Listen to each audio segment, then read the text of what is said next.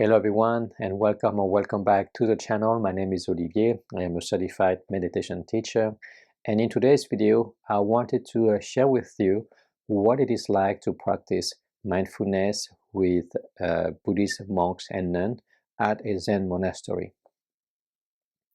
So near where I live, there is this monastery called Deer Park Monastery, and it's not so much of a place for prayer or religious activities, but more a place to practice mindfulness, to establish new habits of coming back to the present moment through our daily activities and bringing them to our home. Deer Park Monastery, to me, is really a place where I go to practice mindfulness and meditation with other people, monks and nuns who dedicate their life to the practice, or other lay people like me who want to go there to feel inspired, to learn, and to simply set some time to practice with other people. Deer Park Monastery is located in Escondido, Southern California, on the hill, so it is in the middle of nature, which is very nice because it allows us to disconnect from the urban life. It allows us to reconnect with nature, and it has a which has a very healing energy. Deer Park Monastery usually opens on Sundays for days of mindfulness, where they open their doors to the public, so anybody can come.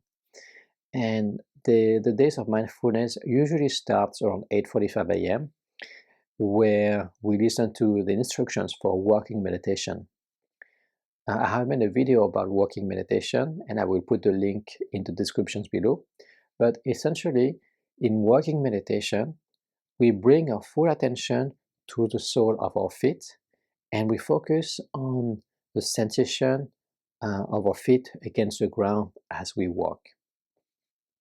In walking meditation, we don't necessarily have to walk slowly, but it is easier to maintain our focus and to stay connected with our present experience if we walk slower. So that's why you will see people walking slow during walking meditation. In walking meditation, there is not necessarily any place that we want to go to. The practice is to arrive in the present moment with each step.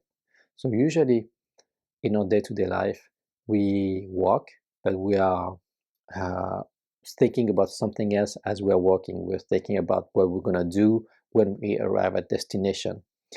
And the practice of walking meditation is the practice of stay connected with our experience in the present moment. So we don't think about what we will do at the end of our walk or of our destination, but rather we are present for each step and we arrive with each step. Walking meditation is very efficient, and I highly recommend it if you have strong emotions. Maybe you feel very restless, or you feel very angry, because we have so much energy in our body in those moments. Sometimes it is difficult to sit with what is going on within us. So sometimes it is skillful to go outside, take a walk mindfully, being aware of each step, and little by little we will be able to calm our strong emotions. There are different ways to practice a walking meditation. One is to practice with a sentence. So you can say, I have arrived, I am home. I have arrived, I am home. So you repeat those sentences silently to yourself as you are walking. Another way to practice walking meditation is to hold the hand of somebody. So that person can be there physically as you practice walking meditation together. And you can also practice walking meditation by inviting somebody who is not physically there. Maybe it is somebody who has passed and you want to invite them to walk peacefully with you. And it is a very enjoyable, and it can be also a healing way to to reconnect with somebody. Maybe somebody who has passed away already.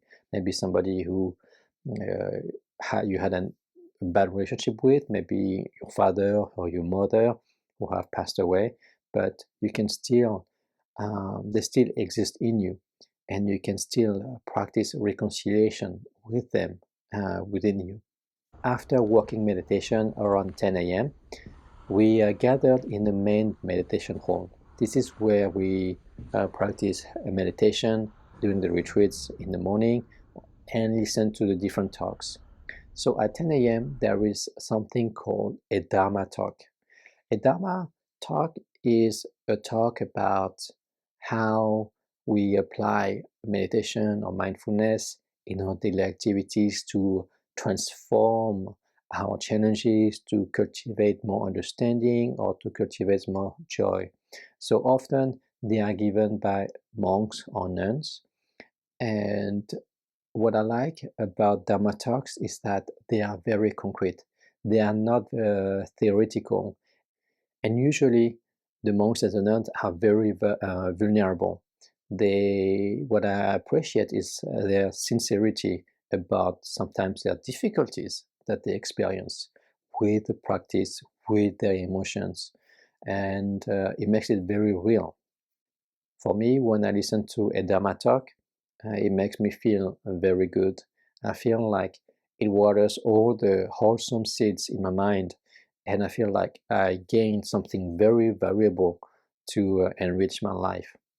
And the first Dharma talk that I have ever listened to was from my teacher, Thich Nhat Hanh, that he gave at Google in 2011.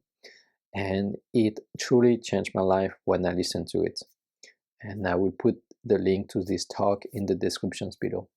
Around 11 a.m., the group splits into different smaller groups, and we gather to practice an activity called Dharma sharing.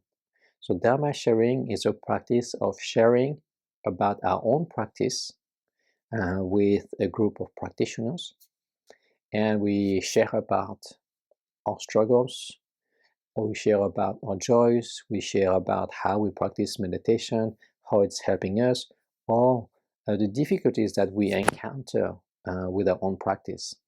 So not all mindfulness or meditation tradition have exactly the same practices. Dharma sharing is very specific to my teacher's tradition, and for me it has been one of the most powerful and healing practice. So when a group gathers to practice Dharma sharing, the group observes certain rules to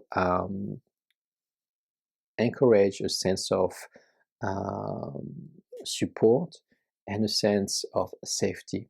So everything that is shared in this group, for example, cannot be shared outside of it. When somebody shares, we encourage this person to share from their heart rather than from their mind, rather than something intellectual or theoretical. We want something that is real. Another instruction for Dharma sharing is that when somebody shares, the others after are not allowed to comment on what somebody shared. The reason being that when we share about our suffering, a lot of time we don't look for advice. We look for, we look to be understood. We look for empathy and compassion from other people.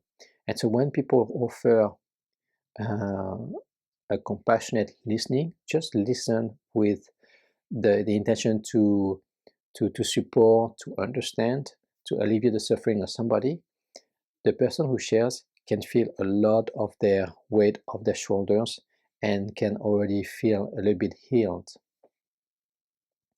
I don't know if you remember, but recently it has been a 10-year anniversary of this event where a man tried to commit suicide from the San Francisco Bridge, and a police officer came to just talk to him. And what happened is that they just talked, and the man just shared, poured his heart. about all his struggle, all his suffering, and what he really wanted to is to connect with another human being, to feel understood. And to be understood is one of the most essential needs that we have. So it is a gift to that we can offer to others, to listen mindfully, listen without judgment, listen with empathy and compassion. And this way of listening, we can also apply it to ourselves when we struggle with something. We can listen to our struggles, we can listen to our own pain, and we can be here for ourselves. So anyways, that's a practice of Dharma sharing. And like I said, it has been one of the most powerful and healing practices that I have learned. And then finally, at around 12, we practice mindful eating. So everybody splits from the Dharma sharing groups, and everybody starts to line up to help themselves with some food. So the practice of mindfulness is throughout the day. So as we stand, we become aware of the mental formation in our mind, maybe our greediness, maybe our fear that there will not be enough of food, maybe uh, we don't like some food, and so we have thought, oh, I don't want this, I'm gonna have more of the rest, and so forth. So we can practice recognizing what is happening in us as we are standing in line. Then we sit, and then we practice the 5 contemplation before eating. Those contemplation helps us to reflect and water certain seeds. So it helps us to become aware of the effort that was put into the food to arrive in front of us. Not only the human effort, but also the conditions that permitted this meal to be there for us. The sun, the wind, the soil, the time, and the rain, and so forth. Then we can also recognize the seed of greed in us that sometimes pushes us to eat too much and consume too much. The seed of interconnection with the nature and the planet, because we know today that if we eat certain kind of food, it has uh, a worse impact on the environment than other type of food. So we can reflect on how can we eat in such a way that can heal our planet and reverse the climate crisis.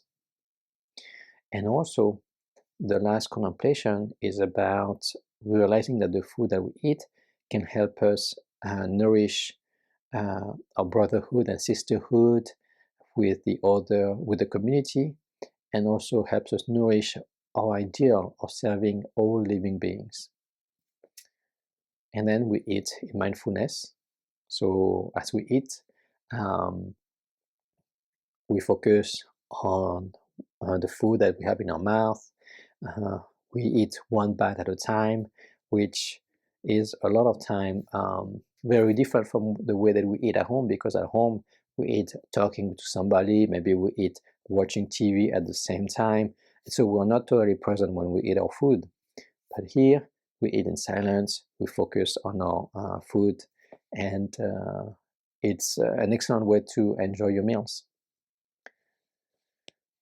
And finally, we wash our dishes mindfully. And again, it's another opportunity to practice being present in an activity that we often do at home, right? Washing the dishes.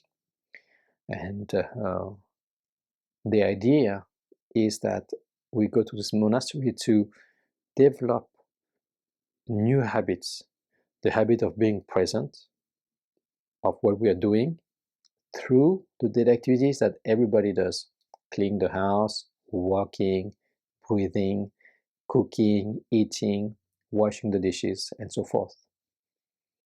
So if you are interested in Deer Park Monastery, I'm going to put the link in the description below. But there are a few monasteries throughout the world that offer the same activities. 3 in the US, a few in Europe, 1 in Australia, and a few in Asia as well. So I hope you have enjoyed today's video. Let me know in the comment section below. If you have any comments or questions, leave a like, subscribe to the channel if you haven't done so, and see you in the next video. Thank you so much for watching. Bye.